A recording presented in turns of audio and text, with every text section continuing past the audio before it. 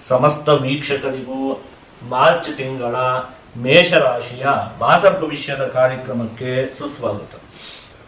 ನಾವು ಮೊದಲಿಗೆ ಈ ಮಾಸದಲ್ಲಿ ನಡೆಯುವಂತಹ ಗ್ರಹಗಳ ಬದಲಾವಣೆಗಳ ಬಗ್ಗೆ ತಿಳಿದುಕೊಳ್ಳೋಣ.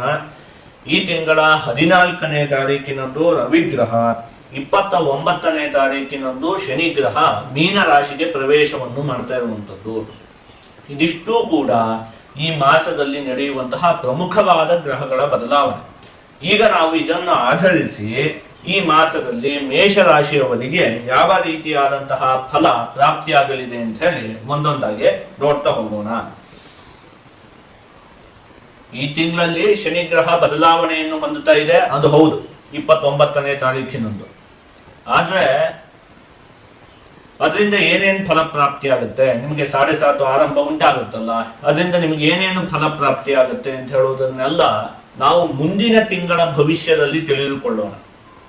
ಯಾಕೆ ಅಂತ ಹೇಳಿ ಆದ್ರೆ ಅದು ಬದಲಾವಣೆಯನ್ನು ಹೊಂದುತ್ತಾ ಇರುವಂತದ್ದು ಯಾವಾಗ ಹೇಳಿ, 29ನೇ ತಾರೀಕಿನಂದು, ಅಂದ್ರೆ ಈ ತಿಂಗಳ ಕೊನೆಯ ಭಾಗದಲ್ಲಿ. ಅಲ್ಲಿವರೆಗೂ ಕೂಡ ನಿಮಗೆ ಅದು ಏಕಾದಶ ಭಾವದಲ್ಲೇ ಸ್ಥಿರವಾಗಿರುತ್ತೆ. ಅದರಿಂದ ನಿಮಗೆ ಅತ್ಯಂತ ಉತ್ತಮವಾದ ಫಲ ಅಂತ ಹೇಳುವಂತದ್ದೇ ಪ್ರಾಪ್ತಿ ಆಗುತ್ತೆ.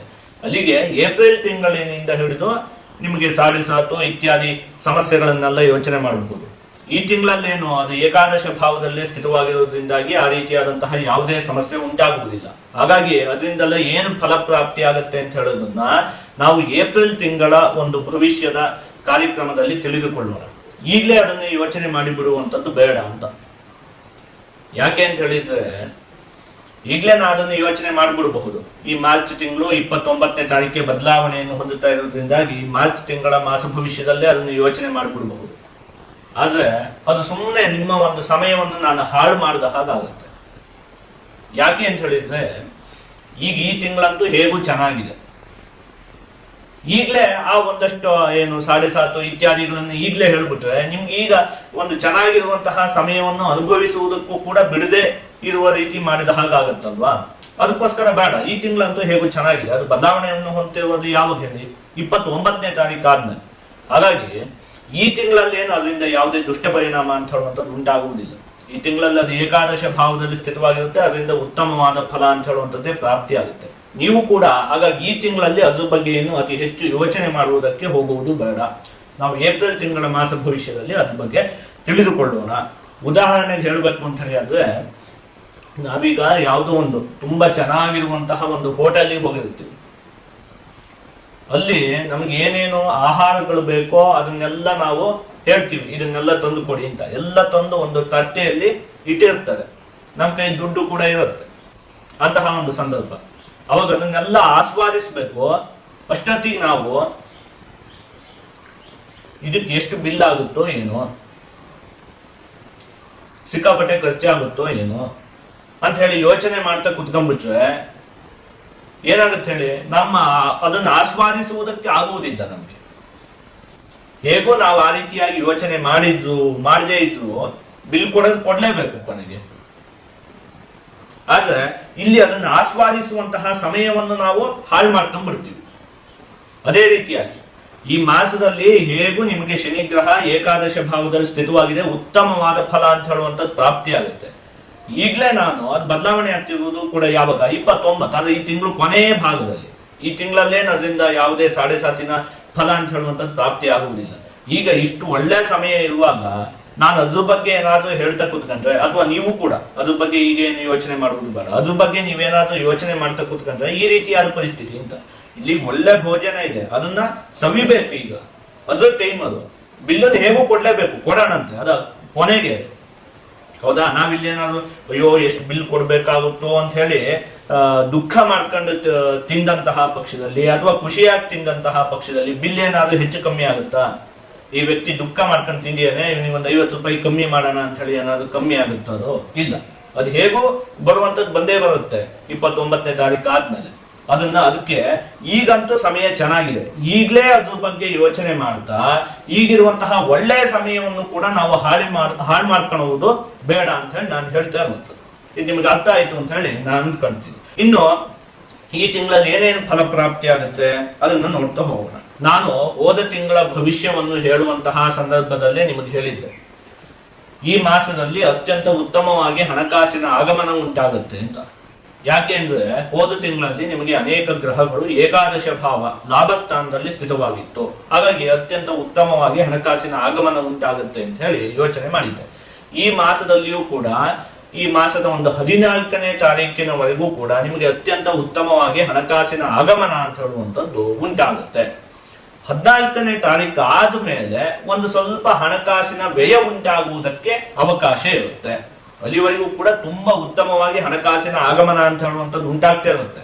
14ನೇ ತಾರೀಕು ಆದ್ಮೇಲೆ ಒಂದ್ ಸ್ವಲ್ಪ ಹಣಕಾಸಿನ ವ್ಯಯ ಉಂಟಾಗುವುದಕ್ಕೆ ಅವಕಾಶ ಇರುತ್ತೆ. ಹಾಗಾಗಿ ನೀವೇನ್ ಮಾಡ್ಬೇಕು ಹೇಳಿ, ದುಂದು ವೆಚ್ಚವನ್ನು ಮಾಡುವುದಕ್ಕೆ ಹೋಗಬಾರ್ದು. ಸುಮ್ನೆ ನಿಮಗೆ ಅವಶ್ಯಕತೆ ಇಲ್ಲದೆ ಇರುವಂತಹ ವಸ್ತುಗಳನ್ನು ಕೂಡ ತೆಗೆದುಕೊಳ್ಳುವಂಥದ್ದು ಈ ರೀತಿಯಾಗಿ ನೀವು ಮಾಡಿಕೊಳ್ಳಬಾರದು. ಆಯ್ತಾ? 14ನೇ ತಾರೀಕಿನವರೆಗೂ ಕೂಡ ಯಾವುದೇ ಸಮಸ್ಯೆ ಇಲ್ಲ. ಅದಾದ್ಮೇಲೆ ಹಣಕಾಸನ್ನು ಉಳಿಸುವ ಕಡೆಗೆ ನೀವು ಅತಿ ಹೆಚ್ಚು ಗಮನವನ್ನು ಕೊಡಬೇಕು. ಇದಾದ್ಮೇಲೂ ಕೂಡ 7.7 ಎಲ್ಲ ಆರಂಭ ಆಗತ್ತಲ್ಲ, ಅವಾಗೆಲ್ಲ ಒಂದಷ್ಟು ವ್ಯಯ ಉಂಟಾಗುವುದಕ್ಕೆ ಅವಕಾಶ ಇರುತ್ತೆ.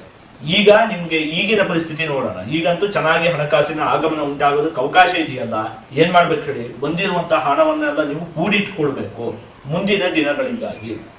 ಆಯ್ತಾ? ಆದಷ್ಟು ಹಣಕಾಸನ್ನು ಉಳಿಸಿಟ್ಟುಕೊಳ್ಳಿ. ಅವಾಗ ಮುಂದೆ ಯಾವುದೇ ರೀತಿಯಾದಂತಹ ಸಮಸ್ಯೆ ಅಂತ ಹೇಳುವಂಥದ್ದು ನಿಮಗೆ ಉಂಟಾಗುವುದಿಲ್ಲ.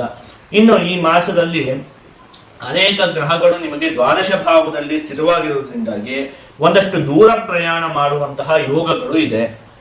ಯಾವುದೋ ಒಂದಷ್ಟು ತೀರ್ಥ ಕ್ಷೇತ್ರಗಳಿಗೆ ಹೋಗುವಂಥದ್ದು ಇರಬಹುದು, ಯಾವುದೋ ದೇವಸ್ಥಾನಗಳಿಗೆ ಹೋಗುವಂಥದ್ದು ಇರಬಹುದು. ಈ ರೀತಿಯಾಗಿ ಒಟ್ಟಲ್ಲಿ ದೂರ ಪ್ರಯಾಣ, ಒಂದಷ್ಟು ಪ್ರವಾಸಿ ಕ್ಷೇತ್ರಗಳಿಗೆ ಹೋಗುವಂಥದ್ದು ಇರಬಹುದು. ಈ ರೀತಿಯಾಗಿ ದೂರ ಪ್ರಯಾಣ ಮಾಡುವಂತಹ ಒಂದಷ್ಟು ಯೋಗಗಳು ನಿಮಗೆ ಈ ಮಾಸದಲ್ಲಿ ಇದೆ. ಇನ್ನು ಕುಜಗ್ರಹ, ನಿಮ್ಮ ರಾಶಿ ಅಧಿಪತಿಯಾದಂತಹ ಕುಜಗ್ರಹ ತೃತೀಯ ಭಾವದಲ್ಲಿ ಸ್ಥಿತವಾಗಿರುವಂಥದ್ದು. ಆ ಸಂದರ್ಭದಲ್ಲಿ ವಿಜಯಂ ಧನಮಾರೋಗ್ಯಂ ಇಷ್ಟಸಿದ್ಧಿ ಸುಭೋಜನಂ ವಸ್ತ್ರ ಲಾಭಾದಿ ಸನ್ಮಾನಂ ತೃತೀಯ ಸ್ಥಾನಕ್ಕೆ ಕುಜೆ ಅಂತ ಹೇಳಿ ಹೇಳಿರುವಂಥದ್ದು. ಮುಖ್ಯವಾಗಿ ಅದನ್ನೇ ನಾನು ಯೋಚನೆ ಮಾಡಿದ್ನಲ್ಲ, ಹಣ ಒಂದು 14ನೇ ತಾರೀಕಿನವರೆಗೂ ಕೂಡ ತುಂಬಾ ಚೆನ್ನಾಗಿ ಹಣಕಾಸಿನ ಆಗಮನ ಎಲ್ಲ ಉಂಟಾಗುತ್ತೆ. ಅದಾದ್ಮೇಲೂ ಕೂಡ ಈ ಕುಜಗ್ರಹ ಎಲ್ಲ ತೃತೀಯ ಭಾವದಲ್ಲಿ ಸ್ಥಿತವಾಗಿರೋದ್ರಿಂದಾಗಿ ಹಣಕಾಸಿನ ಆಗಮನ ಎಲ್ಲ ಆಗ್ತಾ ಇರುತ್ತೆ. ಆದ್ರೆ ಅದನ್ನ ನೀವು ಉಳಿಸುವ ಕಡೆಗೆ ಹೆಚ್ಚಿಗೆ ಗಮನವನ್ನು ಕೊಡಬೇಕು. ವಸ್ತ್ರ ಲಾಭಾದಿ ಸನ್ಮಾನಂ, ಒಂದಷ್ಟು ಸಮಾಜದಲ್ಲಿ ನಿಮಗೆ ಗೌರವ ಅಂತ ಹೇಳುವಂಥದ್ದು ಕೂಡ ಪ್ರಾಪ್ತಿಯಾಗುತ್ತೆ. ಇನ್ನು ಮುಖ್ಯವಾಗಿ ಏನು ಗೊತ್ತಾ, ಈ ಮಾಸದಲ್ಲಿ ಹೇಗೂ ಶನಿ ಗ್ರಹ ನಿಮಗೆ ಏಕಾದಶ ಭಾವದಲ್ಲಿ ಸ್ಥಿತವಾಗಿರುತ್ತೆ, ಗುರುಗ್ರಹ ದ್ವಿತೀಯ ಭಾವದಲ್ಲಿ ಸ್ಥಿತವಾಗಿರುತ್ತೆ. ಹಾಗಾಗಿ ಈ ಮಾಸದಲ್ಲಿ ಅನೇಕ ನಿಮಗೆ ಉತ್ತಮವಾದ ಫಲಗಳೇ ಪ್ರಾಪ್ತಿಯಾಗುತ್ತೆ. ಈ ಮಾಸದಲ್ಲಿ ಏನಕ್ಕೂ ಕೂಡ ಯೋಚನೆ ಮಾಡುವಂತಹ ಅವಶ್ಯಕತೆ ಇಲ್ಲ. 2-3 ವಿಚಾರದಲ್ಲಿ ಒಂದು ಸ್ವಲ್ಪ ಜೋಪಾನವಾಗಿರ್ಬೇಕಾಗತ್ತೆ. ಅದೇನು ಅಂತ ಹೇಳಿ ನೋಡ್ತಾ ಹೋಗೋಣ. ಮೊದಲನೇದಾಗಿ ಚರ್ಮಕ್ಕೆ ಸಂಬಂಧಪಟ್ಟಿರುವಂತಹ ಆರೋಗ್ಯದ ವಿಚಾರ ಮತ್ತೆ ಉಸಿರಾಟಕ್ಕೆ ಸಂಬಂಧಪಟ್ಟಿರುವಂತಹ ಆರೋಗ್ಯದ ವಿಚಾರದಲ್ಲಿ ನಿಮಗೆ ಈ ಮುಂಚೆಯಿಂದಲೂ ಕೂಡ ಯಾವುದಾದರೂ ಸಮಸ್ಯೆ ಇದ್ದಂತಹ ಪಕ್ಷದಲ್ಲಿ ನೀವು ಒಂದು ಸ್ವಲ್ಪ ಜೋಪಾನವಾಗಿ ಇರಬೇಕಾಗತ್ತೆ. ಅಂತ ಹೇಳಿ ಆದ್ರೆ ಆರೋಗ್ಯದ ವಿಚಾರದಲ್ಲಿ ಯಾವುದೇ ದೊಡ್ಡ ಮಟ್ಟಿನ ಸಮಸ್ಯೆ ಉಂಟಾಗುವುದಿಲ್ಲ ಈ ಮಾಸ. ಅದೇ ಚರ್ಮಕ್ಕೆ ಸಂಬಂಧಪಟ್ಟಿರುವಂತಹ ಆರೋಗ್ಯದ ವಿಚಾರದಲ್ಲಿ ಈ ಹಿಂದಿನಿಂದಲೂ ಏನಾದ್ರೂ ಸಮಸ್ಯೆ ಇದೆ ಅಂತ ಹೇಳಿ ಆದ ಪಕ್ಷದಲ್ಲಿ ವೈದ್ಯರ ಸಲಹೆಗಳನ್ನೆಲ್ಲ ನೀವು ಪಾಲಿಸಬೇಕಾಗುತ್ತೆ. ಹಾಗೆ ಉಸಿರಾಟಕ್ಕೆ ಸಂಬಂಧಪಟ್ಟಿರುವಂತಹ ವಿಚಾರದಲ್ಲಿಯೂ ಅದೇ ರೀತಿಯಾಗಿ. ಇನ್ನು ಉದ್ಯೋಗದ ಸ್ಥಳದಲ್ಲಿ ನೀವು ಈ ಮಾಸದಲ್ಲಿ ಒಂದು ಸ್ವಲ್ಪ ಕಮ್ಮಿ ಮಾತನಾಡಬೇಕಾಗತ್ತೆ.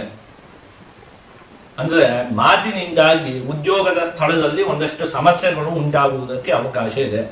ಹಾಗಾಗಿ ಉದ್ಯೋಗದ ಸ್ಥಳದಲ್ಲಿ ಎಷ್ಟು ಬೇಕೋ ಅಷ್ಟೇ ಮಾತಾಡಿ.